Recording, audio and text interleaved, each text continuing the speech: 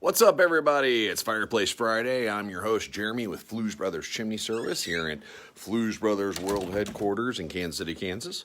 If you haven't ever been here, there's a great coffee shop that opened up right across the street. Come have a cup of coffee and stop by and say hi. Anyways, we are kind of busy this time of year, so it might take us a minute to answer the door. So, let's see here. What can we talk about today? The weather's gotten colder. It's getting closer to Thanksgiving. And this time of year, we always get a ton of phone calls, especially leading right up to Thanksgiving, because we're American people and human, and we all kind of wait till the last minute to do things. Well, I'm here to tell you, unless you're extremely lucky, you're probably already missed the boat on getting your chimney serviced before Thanksgiving. It's only like a week and a half away. And everybody's kind of busy with the people that kind of got ahead of the game. We have usually this time of year we also get some people that feel that it's an emergency or something. There aren't a whole lot of chimney emergencies. Maybe if storm damage caused your chimney to get damaged and it's leaking in your house actively, that might be considered a emergency. Maybe if your utility flue hasn't been serviced and it's not venting properly, you got carbon monoxide coming in your house, that's probably an emergency. But and we do get some of those this time of year, and we do try to bump them up, kind of put them priority on the utility flue ones, especially because obviously you have to have heat in your house. But short of that, the rest of the ones we get are usually just maybe my fireplace isn't working, maybe it won't turn on right, maybe I've never used it and I want to use it for Thanksgiving or what have you, or Christmas or what have you. And unfortunately, those people are learning that all chimney companies, no matter how big or how small, I follow a friend of mine that has a podcast. I think he's got 80 employees, 80, probably one of the biggest chimney companies in the United States. And he was talking about how he's amazed on how booked up they are and how far out they are and everything else that's going along with it. So it's really good for the trades right now. But I've been doing this for 22, 23 years, and every season we see the same thing. It's just very busy, and unfortunately, no matter how big or small you are, everybody gets backed up. Now, you might find someone with a hole or last-minute cancellation in their schedule. We're constantly moving people around. Guys got done a little early with stuff. You know, we don't want to overbook ourselves, so we end up filling stuff in. So we always tell people, if you go ahead and get on the schedule, if we have a bump up, we'll try to bump you up or what have you.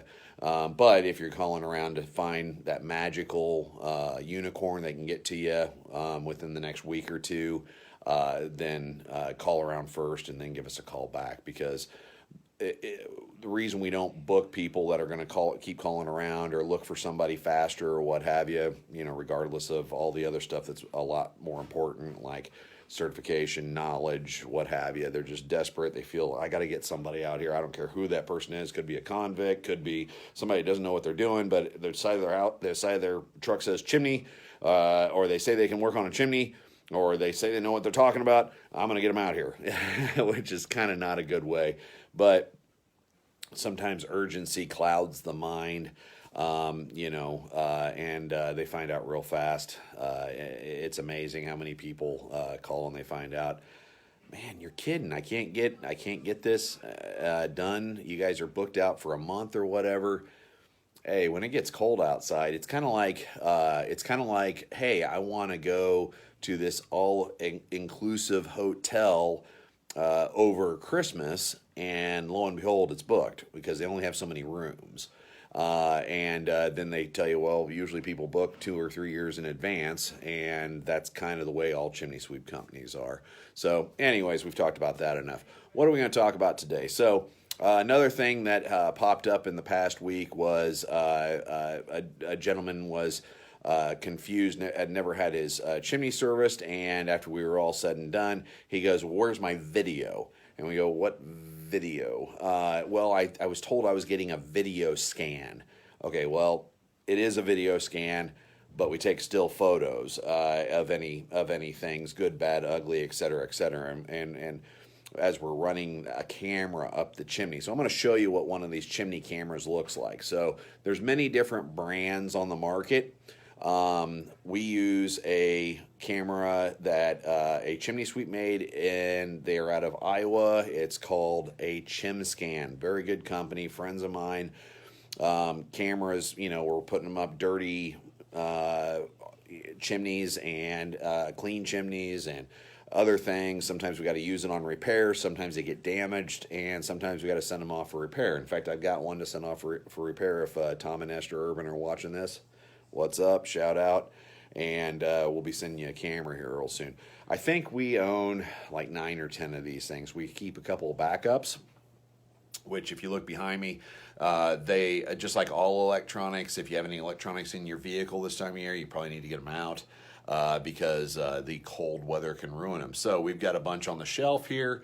This is some of them look a little different because over the years they've upgraded. I'm going to show you one of the more upgraded ones. They're much smaller. Makes it nice. You can see the old ones.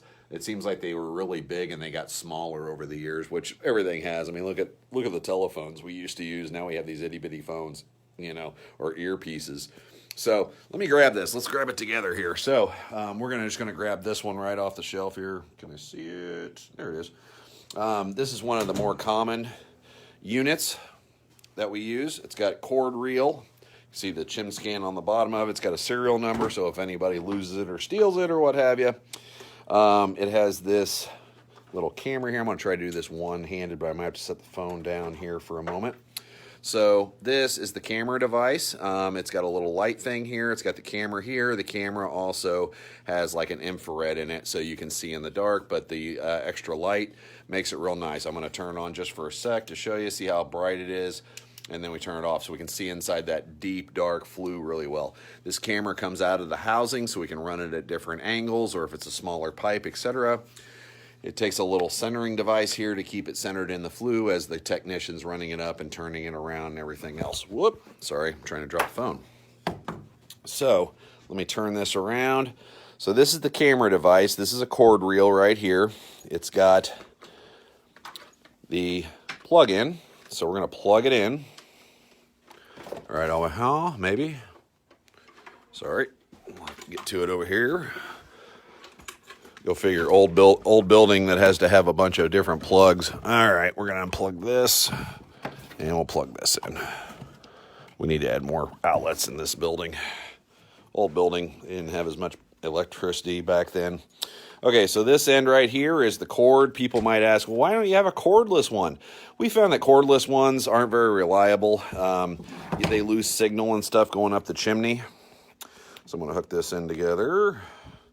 So we try to stay away from the non-corded items. These just seem to work a lot better and a lot more fluid. Okay, so, all right, so we're going to open this up. And lo and behold, look, we've got a camera. So you can see that right there. We can turn that. We can look at whoever just came in the door back there, or if someone's poking their head in.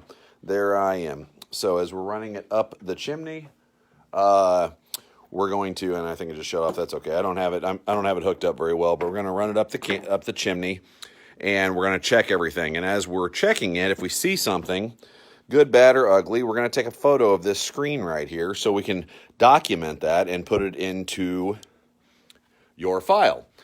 Now, when we do a report, we've got this really neat system that the guys are able to put pictures and things like that into a report for you.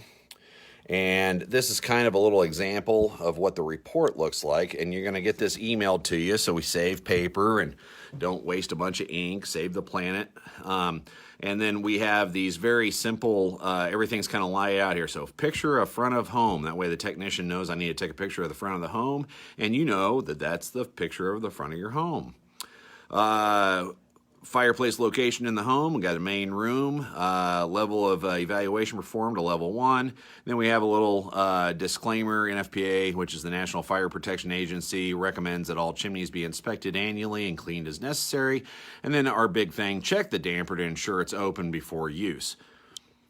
If your damper's not open, it's going to smoke, and that's not cool. So you want to make sure that the damper is open, you got a good draft established before you use the fireplace. All right. So going down, and this is just an example report. We take some pictures of the chimney exterior from the ground up. That way we can see, okay, hey, that's where it's at.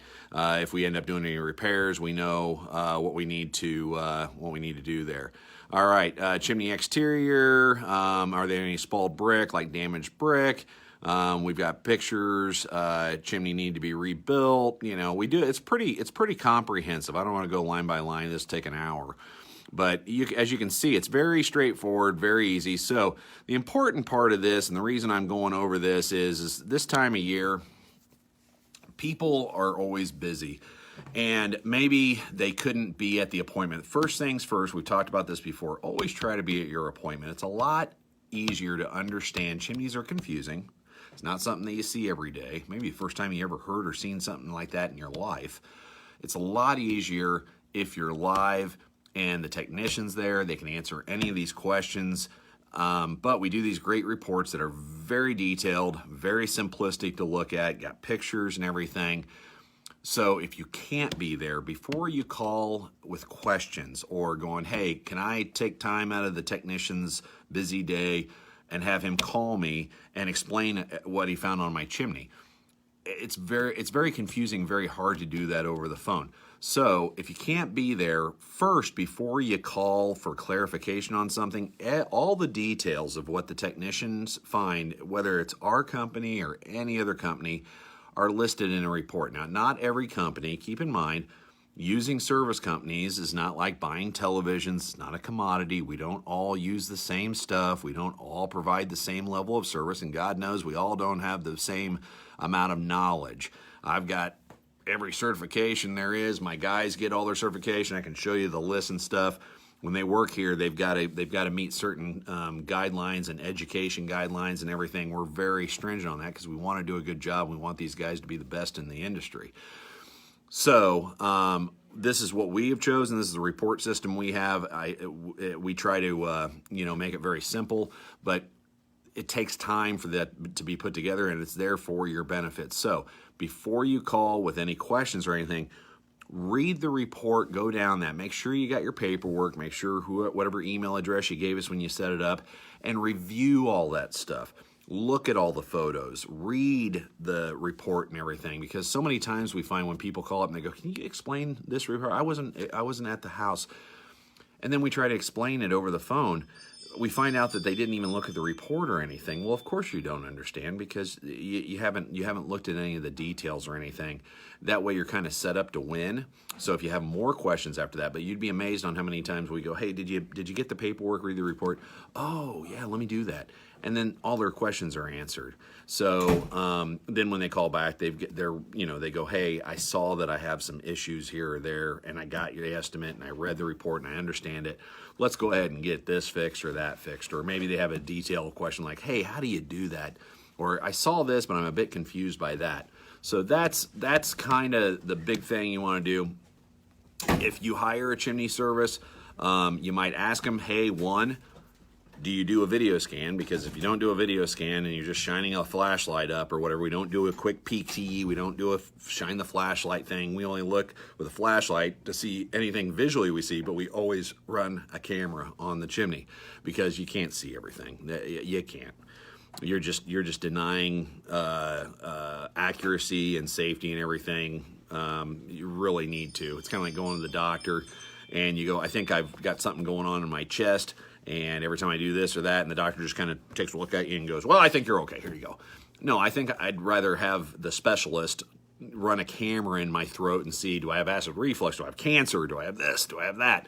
A little bit more accurate than just a look-see. So, but you might want to ask your chimney company, do you run a video scan on every one?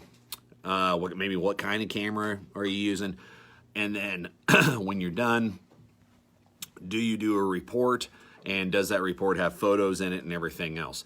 Pretty common stuff for our industry, but I'm always kind of surprised and amazed when we see ancient reports, handwritten, it's hard to read, all this other stuff, no pictures. all these other things. So don't just assume every service company is the same. Ask these questions. These are good tips.